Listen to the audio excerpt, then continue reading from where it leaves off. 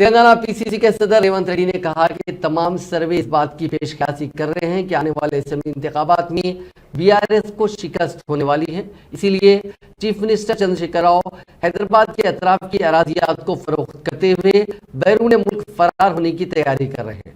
गांधी भवन में आलमपुर, देवरकर्रा और महबूबनगर असेंबली हल्कों से ताल्लुक रखने वाले मुख्तलिफ सियासी जमातों के कायदीन और कारकुनों ने आज कांग्रेस में शमूलियत अख्तियार कर ली। इस मौके पर रेवंत रेड्डी ने उन कायदीन को पार्टी खंडवा पहनाकर कांग्रेस में शामिल कर लिया।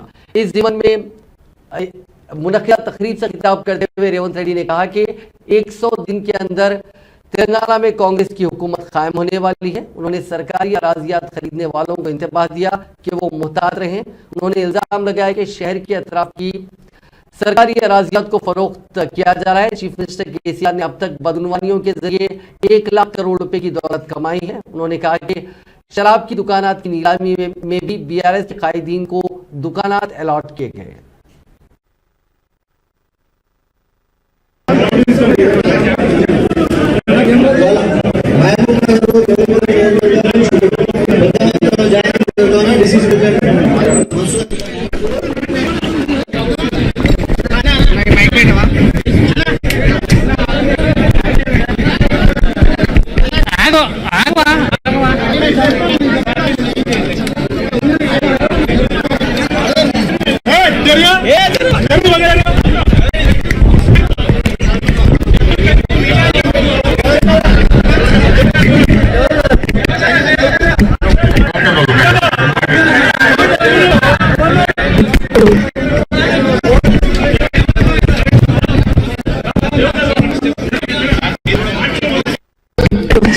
జరగాలని పేదలకు సంక్షేమ పథకాలు అందాలని రాష్ట్రం అభివృద్ధి పదం వైపు నడవాలని కాంగ్రెస్ పార్టీ ఈ రోజు తెలంగాణ రాష్ట్రాన్ని ఇచ్చింది।